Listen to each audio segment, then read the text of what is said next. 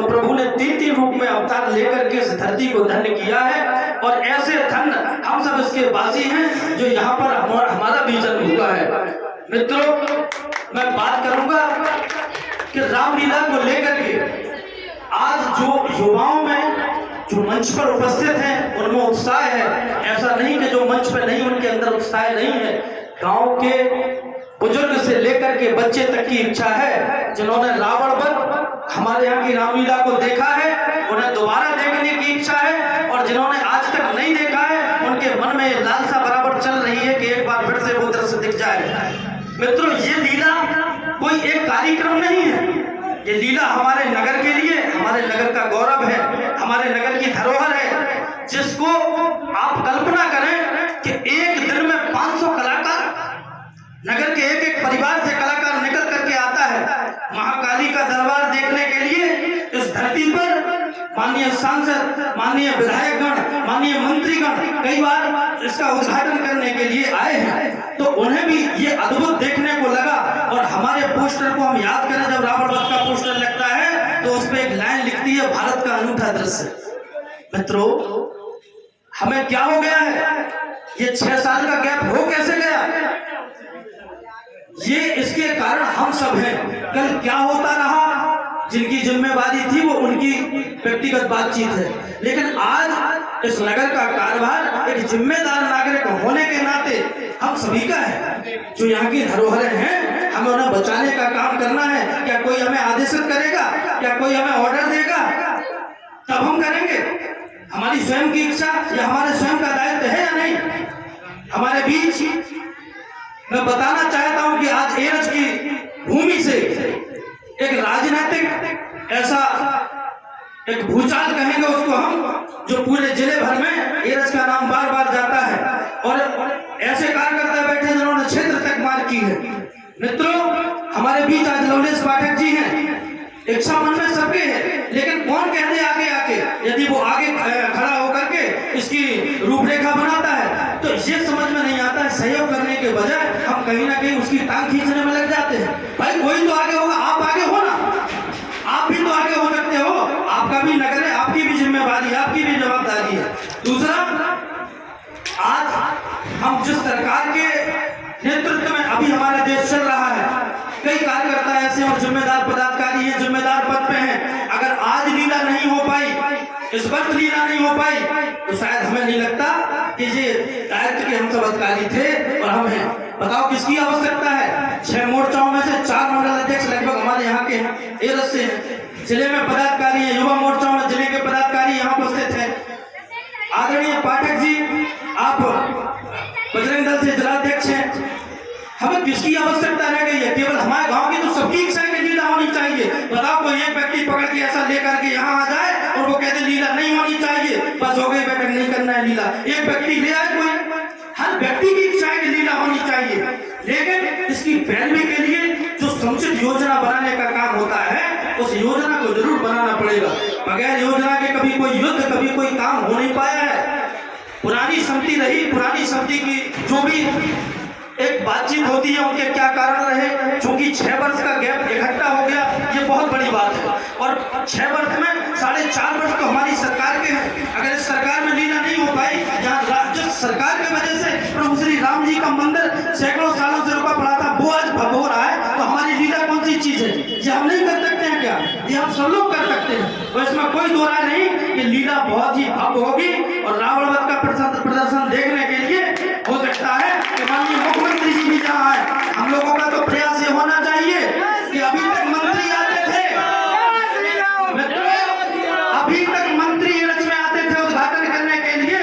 हम सबकी नेतागिरी की सार्थकता तो तब है कि माननीय मुख्यमंत्री जी इस धरती पर आकर के रावण वध का उद्घाटन करें। जय श्री राम।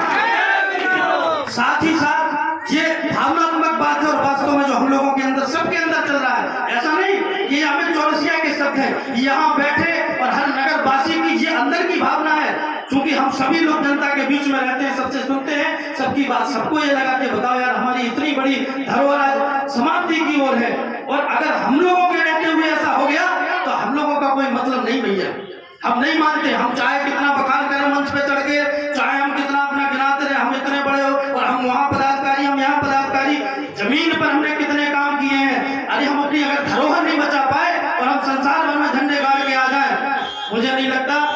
हमारे व्यक्तित्व की सार्थकता होगी।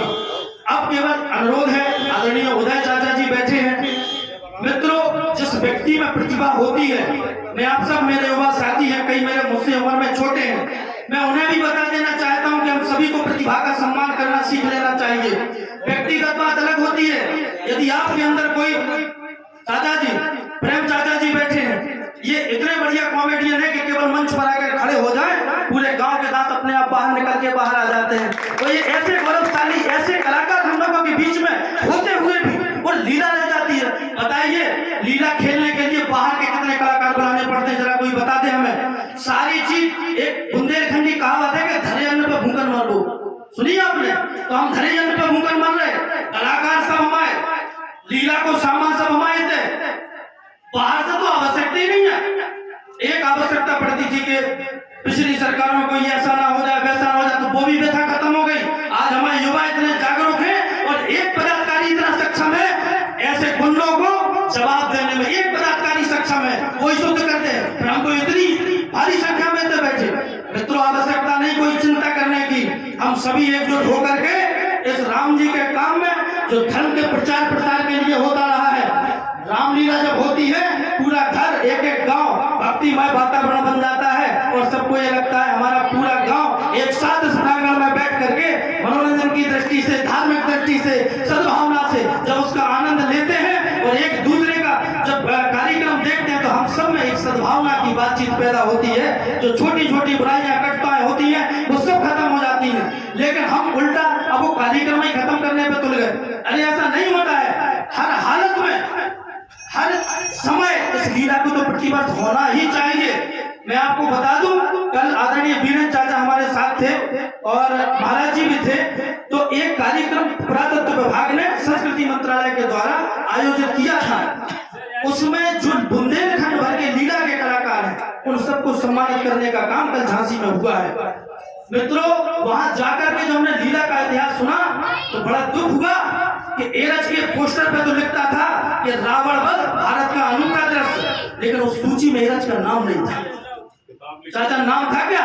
एक किताब लिखी गई पूरी, और उस किताब में कोच की लीला का वर्णन था कि विश्व में उसका नाम है कोच की लीला। आदरणीय चाचा जी थे, वो आपको बताएंगे।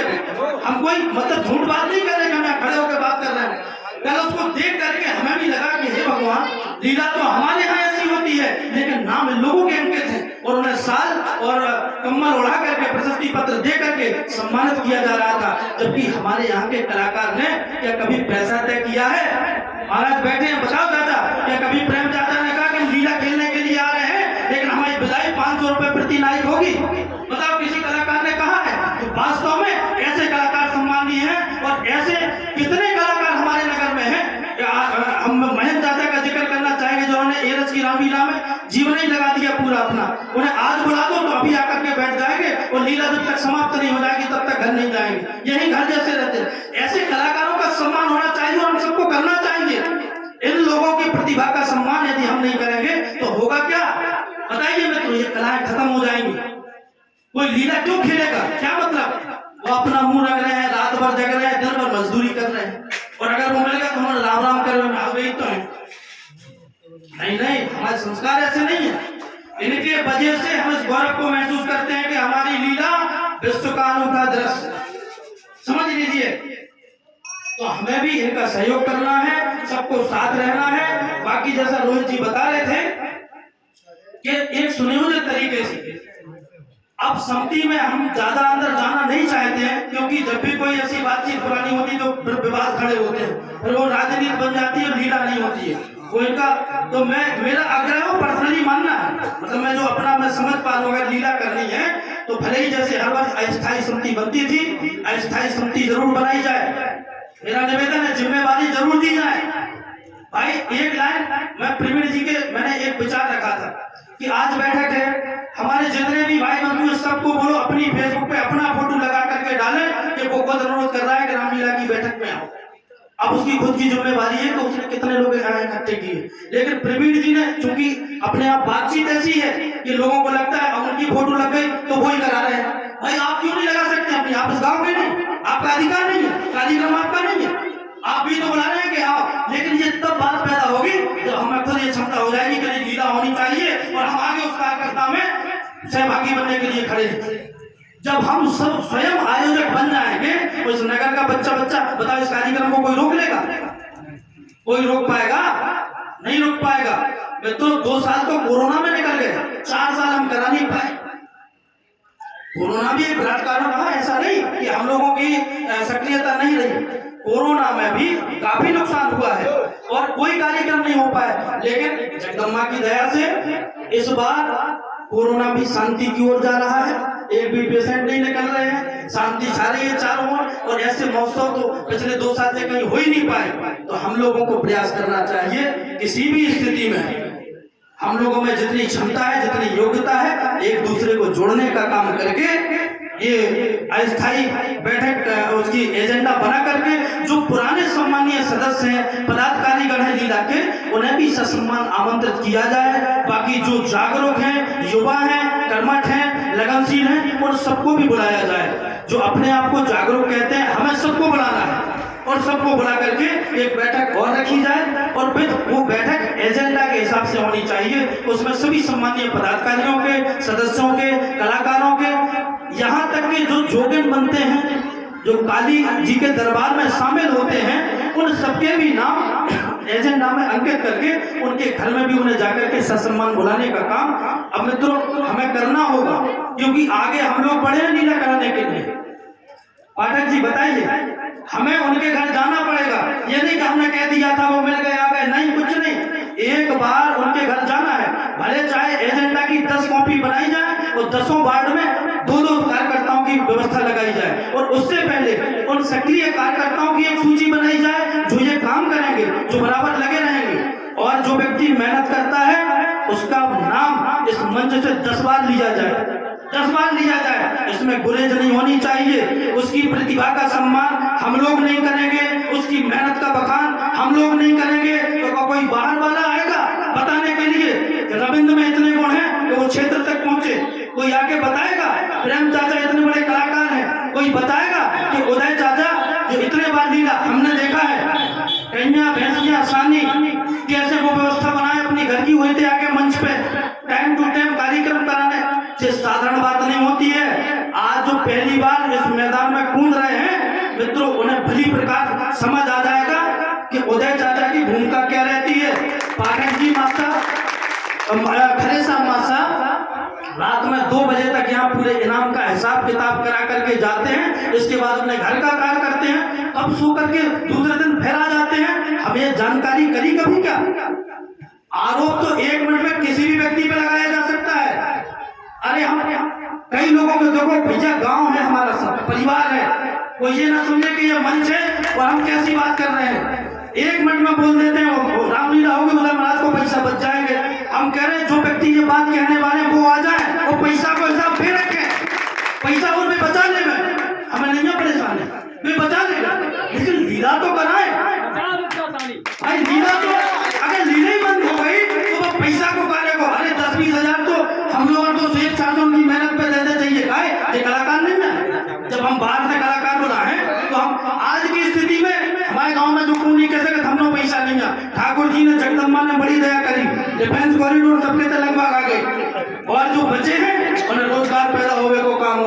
अपने तो गरीब फकर नहीं देखो, हम लोग तो दान करने को काम कर। तो मित्रों अपनी सोच को बड़ा करना है, बस सारे काम हम ही लोग कराएंगे। और यदि हम नहीं कराएंगे तो कल के दिन जो डिफेंस को हो जा रहा उद्घाटन 50 तरीका के नेता, 50 तरीका के उद्योगपति जो करोड़पति और अरबपति हुए, वे बैठ के अपने के कार्यक्रम कराए और अपन उधर भट्टी में जाके देखे। बताओ क्या कर रही है, बताओ पूछ रहे। यदि आज हम जागरूक नहीं पाए तो भी आके के इनने का कर लो। सालन से जब हम लोग आए तब हमने बताई इन्हें कि भैया तुम्हारे इधर पहला जी भाई थे, होली की शुरुआत ऐसे भाई तुम्हारे इधर को रावण बदैसो है। बताओ मित्रों अगर हम गलत कह रहे तो हमें अपने व्यक्तित्व को, अपने स्वाभिमान को जिंदा रखना है तो हमें कर्तव्यनिष्ठ कार्यकर्ता बन करके, नगर के जिम्मेदार नागरिक बन करके, छोटी मोटी बातें तो सबसे आपस में होती रहती। अरे भैया से लड़ाई नहीं होती कबू का, बताओ आप किनके घर में लड़ाई है? एक दोनों व्यक्ति खड़े हो जाए जिनके घर में आज तक बातचीत ना भैया कब से सबसे होती। लेकिन जो मुद्दा है नगर के, उनमें सबको लगना चाहिए। हम तो इस मंच से व्यक्तिगत नगर में जितने भी राजनीतिक दल हैं, जितने भी नेता हैं, हम तो सबको आमंत्रित कर रहे हैं कि ये राजनीति का मंच नहीं है, ये रामलीला का मंच है, प्रभु श्री राम जी का मंच है, मर्यादा पुरुषोत्तम राम जी का मंच है। मर्यादा में रह करके आप सभी का स्वागत है, आप भी इसमें सहयोग करें और इस नगर के कार्यक्रम को भव्य और दिव्य बनाने में अपनी सहभागिता प्रदान करें। जय जय श्री राम, जय जय श्री राम। सभी लोगों